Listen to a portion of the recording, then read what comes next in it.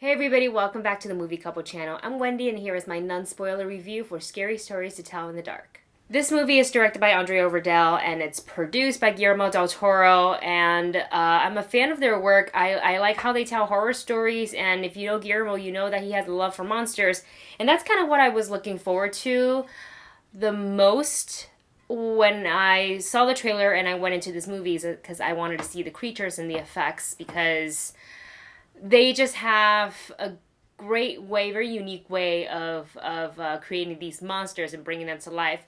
So this movie, it is based on the book series Stories to Tell in the Dark. You may have read them as kids.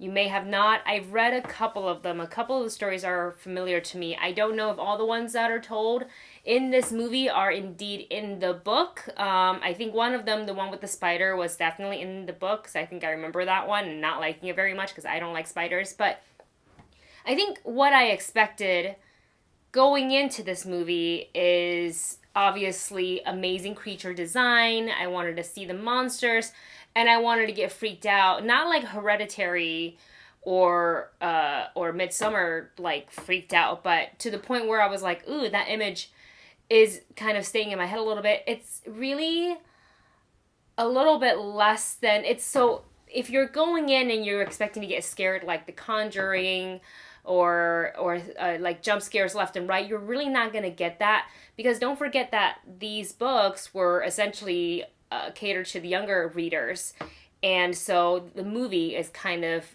the same way. So this is great for, like, I don't want to call it like a baby step into horror movies, because it's more than that. But for a lack of description, I'll go with that.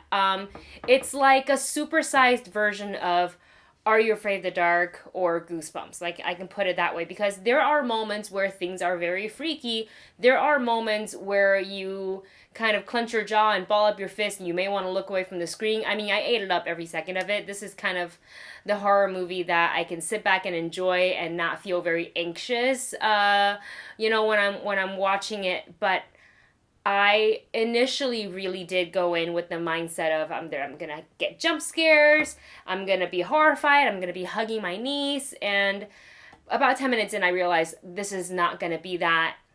And once I changed the mindset, I was kind of in it for the story. The cast is made up of young actors, so that should already tell you exactly what you're going to be getting. So again, no major jump scares, but they do put a lot of the stories into one movie, because I remember when I saw the trailer, I was like, how are they going to do this? Are we getting 2 or 3 separate stories? We got several stories, and it kind of all rose into one, and it's all tied to an abandoned house and kind of a town history / legend, and about this woman named Sarah Bellows, and how she writes in these books and these stories essentially come true.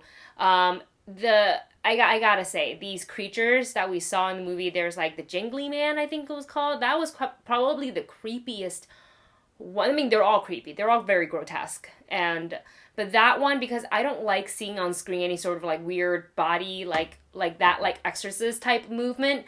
I can't do it. And the Jingly Man was very much that, and freaked me out. The pale woman, or the pale lady, was very grotesque, but in like a subtle, beautiful, and creepy way, if that makes any sense. It's very Guillermo, in a sense. I think you've seen all the trailers, so I don't think I'm spoiling anything by describing the monsters and how and I'm not telling you how they're, kind of being told into the story. But all the creatures' designs are great. The scarecrow is great. The woman with the toe is really, really creepy.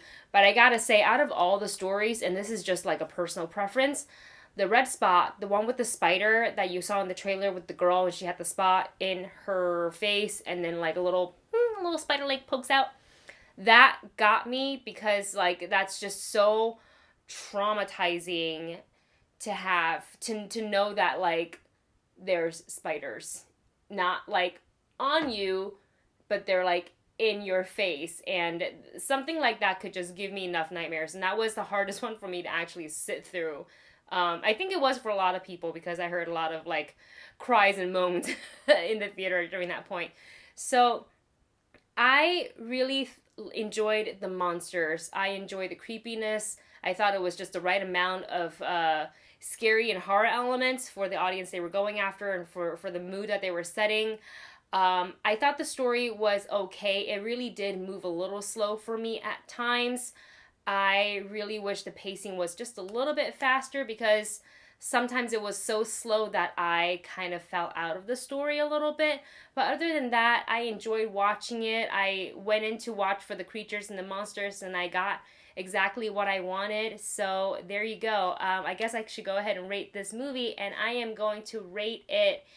I'm going to go with a rented. I think the creatures are spectacular. I don't feel you necessarily need to see this on the big screen, but I think it is worth a watch if you're into horror. And that's it for this non-spoiler review. Thank you guys so much for watching. Don't forget to like, share, and subscribe, and write in the comments below if you did read the books, Scary Stories to Tell in the Dark, which one was your favorite and why. Thank you for watching, and I'll see you next time. Bye.